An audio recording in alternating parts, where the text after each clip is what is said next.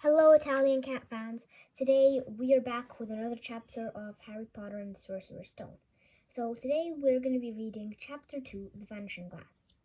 So without much further ado, let's get started. Nearly 10 years had passed since the Dursleys had woken up to find their nephew on the front step, but Privet Drive had hardly changed at all. The sun rose on the same tidy front garden and lit up the brass number 4 on the Dursleys' front door.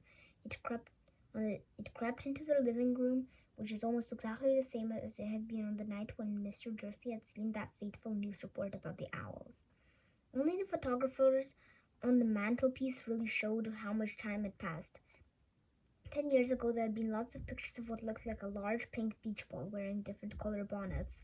But Dudley Dursley was no longer a baby, and now there were photographs showed a large blond boy riding his first bicycle on a carousel at the fair, playing a computer game with his father, being hugged and kissed by his mother. The room held no sign that another boy lived in the house too. Yet Harry Potter was still there, asleep at the moment, but not for long. His Aunt Petunia was awake, and it was her shrill voice that made the first noise of the day. Up! Get up! Now! Harry woke with a start. His aunt rapped at the door again. Up! She screeched. Harry heard her walking towards the stove. He rolled on the back and tried to remember the dream he had been having. It had been a good one. There had been a flying motorcycle in it. He had a funny feeling he had the same dream before. His aunt was back outside the door. Are you up yet? She demanded. Nearly, said Harry. Well, get a move on. I want you to look after the bacon. And don't you dare let it burn. I want everything perfect on Duddy's birthday. Harry groaned. What did you say? His aunt snapped through the door. Nothing. Dudley's birthday. How could he have forgotten? Harry got slowly out of bed and started looking for socks. He found a pair under his bed and after pulling a spider off one of them, put them on. Harry was used to spiders because the cupboard under the stairs is full of them, and that's where he slept. When he was dressed, he went down to the hall in the kitchen. The table was almost hidden beneath all Dudley's presents. It looked as though Dudley had gotten the new computer he wanted, not to mention the second television and the racing bike. Exactly why Dudley wanted the racing bike was a mystery to Harry, as Dudley was very fat and hated exercise, unless of course it involved punching somebody. Dudley's favorite punching bag was Harry. He couldn't often catch him. Harry didn't look it, but he was very fast. Perhaps it was something to do with living in a dark cupboard, but Harry had always been small and skinny for his age. He looked even smaller and skinnier than he really was because he had to wear all these clothes from Dudley's, and Dudley was about four times as big as he was. Harry had a thin face, knobbly knees, black hair, and bright green eyes. He wore round glasses held together with a lot of scotch tape because all the time Dudley had punched him on the nose. The only thing Harry liked about his own appearance is a very thin scar on his forehead that's shaped like a ball of lightning. He had it as long as he could remember, and the first question he could ever remember asking his Aunt Petunia was how he had gotten it. In the car crash when your parents died, she said, and don't ask questions. Don't ask questions. That was the first rule for a quiet life with the Dursleys. Uncle Vernon entered the kitchen as Harry was turning over the bacon. Comb your hair, he barked in a way of a morning greeting. About once a week, Uncle Vernon looked at the top of the newspaper and shouted that Harry needed a haircut. Harry must have more haircuts than the rest of the boys in his class put together, but it made no difference. His hair simply grew that way all over the place. Harry was frying eggs by the time Dudley arrived in the kitchen with his mother. Dudley looked a lot like Uncle Vernon. He had a large pink face, not much neck, small watery blue eyes, and thick blonde hair that lay smoothly on his thick fat head. Aunt Petunia often said that Dudley looked like a baby angel. Harry often said that Dudley looked like a pig in a wig. Harry put the plates of egg and bacon on the table, which was difficult as there wasn't much room. Dudley, meanwhile, was counting his presents. His face fell. 36, he said, looking up at his mother and father. That's 2 less than last year. Darling, you haven't counted Aunt Marge's present. See, it's here under the big one from Mummy and Daddy. All right, 37 then, said Dudley, going red in the face. Harry, who could see a huge Dudley tantrum coming on, began wolfing down his bacon as fast as possible in case Dudley turned the table over. Aunt Petunia obviously scented danger too because she said quickly, and we'll buy another 2 presents while we're out today. How's that, Poplin? 2 more presents. Is that all right? Dudley thought for a moment. It looked like hard work. Finally, he said slowly, so I'll have 39 sweetums, said Aunt Petunia. Oh, Dudley sat down heavily and grabbed the nearest parcel. All right, then. Uncle Vernon chuckled. Little Tyke wants his money worth like his father. Attaboy, Dudley. He ruffled Dudley's hair. At that moment, the telephone rang and Aunt Petunia went to answer, while Harry and Uncle Vernon watched Dudley unwrap a racing bag, a video camera, a remote control airplane, 16 new computer games, and a VCR. He was ripping the paper off a gold wristwatch when Aunt Petunia came back from the telephone, looking both angry and worried. Bad news, Vernon. Mrs. Figg's broken her leg. She can't take him. He jerked her head in Harry's direction. Dudley's mouth fell open in horror, but Harry's heart gave a leap. Every year on Dudley's birthday, his parents took him out. His friends took him and a friend out of the day to adventure parks, hamburger restaurants, or the movies. Every year, Harry was left behind with Mrs. Figg, a mad old lady who lived 2 streets away. Harry hated it there. The whole house smelled like cabbage, and Mrs. Figg made him look at photographs of all the cats she'd ever owned. Now what? Said Aunt Petunia, looking furiously at Harry as though he had planned this. Harry knew he ought to feel sorry that Mrs. Figg had broken her leg, but it wasn't easy when he was reminding himself he would be a whole year before he had to look at Tibble, Snowy, Mr. Paws, and Tufty again. We could phone Marge, Uncle Vernon suggested. Don't be silly, Vernon. She hates the boy. The Dursleys often spoke about Harry like this, as though he wasn't there, or rather, as though he was something very nasty that couldn't understand them, like a slug. What about, what's her name, your friend, Yvonne? On vacation in Majorca, snapped Aunt Petunia. You could just leave me here, Harry put in. Hopefully he'll be able to watch what he wanted on television for a change, or maybe have a go on Dudley's computer. Aunt Petunia looked as though she'd just swallowed a lemon. And come back and find the house in ruins, she snarled. I won't blow up the house, said Harry, but they weren't listening. I suppose we could take him to the zoo, said Aunt Petunia slowly, and leave him in the car. The car's new, he's not sitting in it alone. Dudley began to cry loudly. In fact, he wasn't really crying yet. It had been years since he'd really cried. But he knew that if he screwed up his face and wailed, his mother would give him anything he wanted. Dinky Duddums, don't cry. Mummy won't let him spoil your special day, she cried, flinging her arms around him. I don't want him to come, Dudley yelled between huge pretend sobs.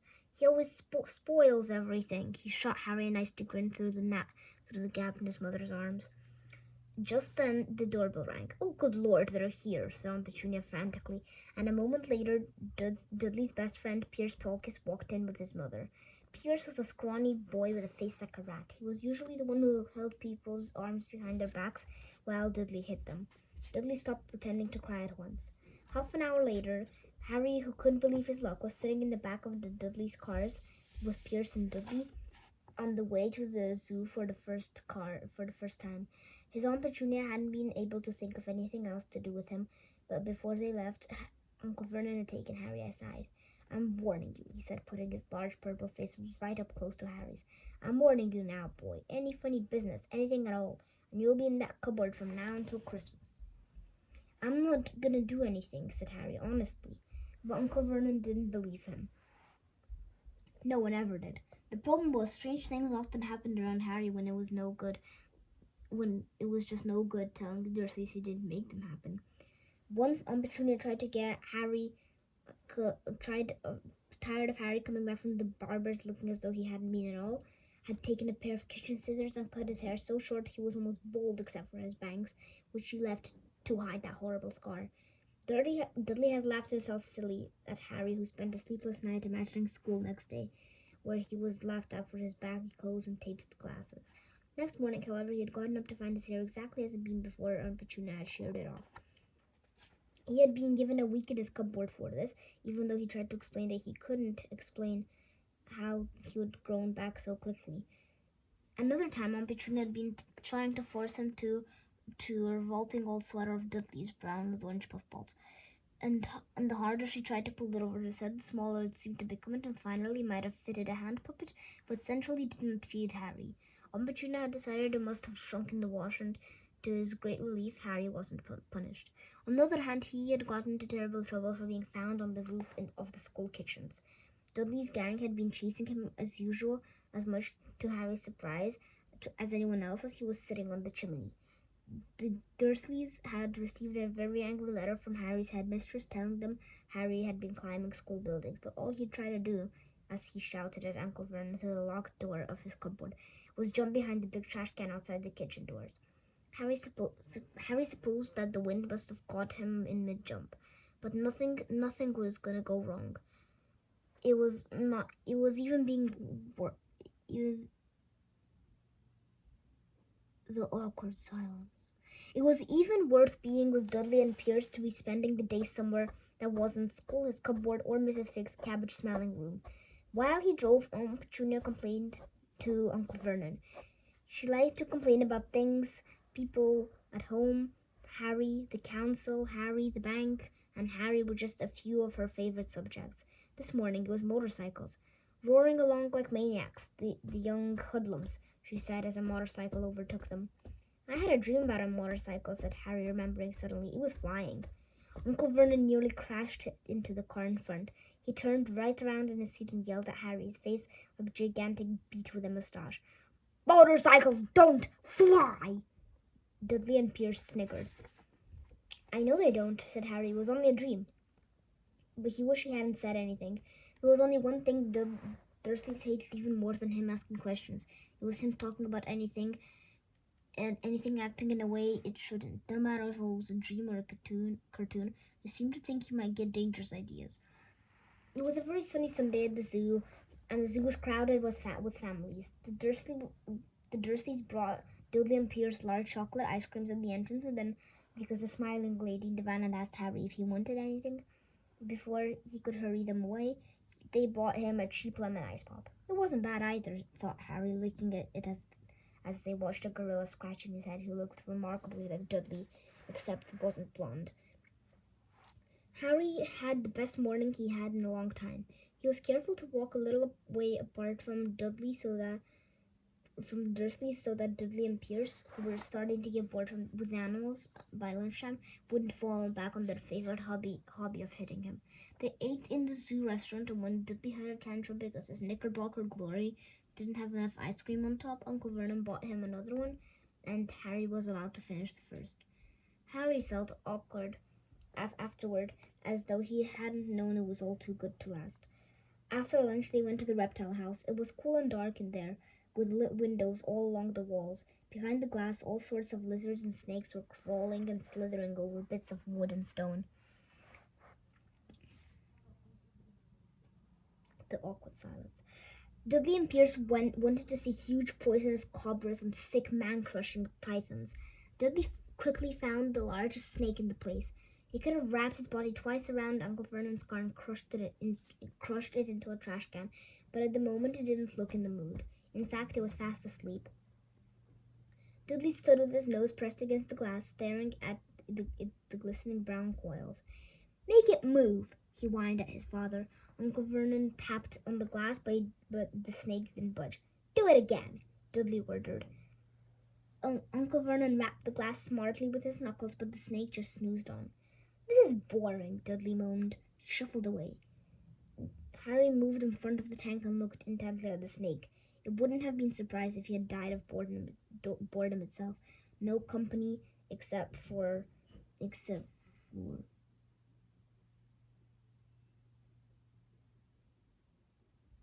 awkward moment of silence. Hammering on the door to wake you up, or at least he get to visit the rest of the house. The snake suddenly opened his beady eyes. Slowly, very slowly, it raised its head until its eyes were on a level like Harry's. It winked. Harry stared. Then it looked around to see if anyone else was watching. They weren't. He looked back at the snake and winked too. Snake jerked its head towards Uncle Vernon and Dudley, then raised its eyes to the ceiling. He gave Harry a look that said quite plainly, "I get that all the time." "I know," Harry murmured through the glass, though he wasn't sure the snake could hear him. It must be really annoying. The snake nodded vigorously. "Where do you come from anyway?" Harry asked. The snake jabbed its tail at a little sign next to the grass. Harry peered at it. "Boa Constrictor, Brazil. Was it nice there?" The boa constrictor jabbed its tail at the sign again, and Harry read on. This specimen was bred in the zoo." "Oh, I see. So you've never been to Brazil." The snake shook its head as a deafening sound behind Harry made both of them jump. "Dudley, Mr. Dursley, come and look at the snake. You won't believe what it's doing." Dudley came waddling towards them as fast as they could. "Out of the way, you," he said, punching Harry in the ribs. Caught by surprise, Harry fell hard on the concrete floor. What came next happened so fast no one else saw how it happened. 1 second, Pierce and Dudley were leaning right up close to the glass. The next, they had leapt backwards with howls of horror.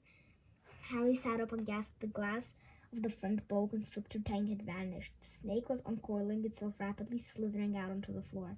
People throughout the reptile house screamed and started running for exits. As the snake slid swiftly past them, Harry could have sworn a low, hissing voice that said, "Brazil, here I come." "Thanks, amigo." The keeper of the reptile house was in shock. "But the glass," he kept saying. "Where did the glass go?" The zoo director made Petunia a cup of strong, sweet tea while they apologized over and over again. Pierce and Dudley could only gibber. As fast as Harry had seen, the snake hadn't done anything except snap playfully at the heels as it passed. But by the time they were all back in Uncle Vernon's car, Dudley was telling them how it nearly bitten off his leg, while Pierce was swearing it had tried to squeeze him to death. Worst of all, for Harry at least, was Pierce calming enough to say, "Harry was talking to it, weren't you, Harry?" Uncle Vernon waited until Pierce was safely out of the house before starting on Harry. He was so angry he could barely speak. He managed to say, "Go, cupboard, stay, no meals," before he collapsed into a chair and Aunt Petunia had to run and get him a large brandy.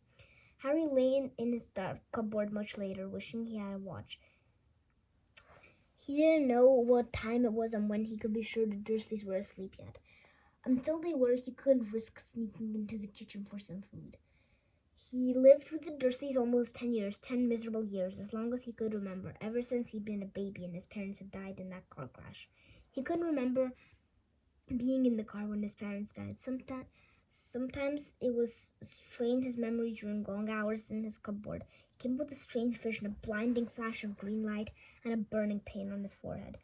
This, he supposed, was the crash. He couldn't imagine where all the green light came from. He couldn't remember his parents at all. His aunt and uncle never spoke about them, and of course, he was forbidden to ask questions. There was no photographs of them in the house. When he had been younger, Harry had dreamed and dreamed of some unknown relation coming to take him away, but it had never happened. The Dursleys were his own family. Yet sometimes he thought, or maybe hoped, the strangers were in the street seemed to know him. Very strange strangers they were too.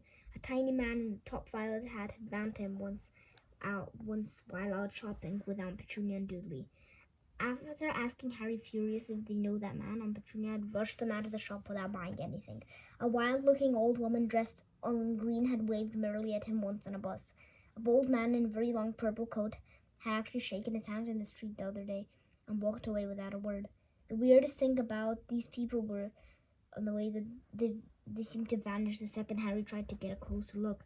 At school, Harry had no one. Everyone knew that Dudley's gang hated the odd Harry Potter in his baggy clothes and broken glasses, and nobody liked to disagree with Dudley's gang.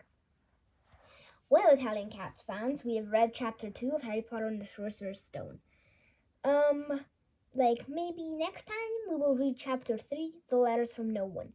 It's such a good chapter. Hope you like it. Till next time, Italian Cats.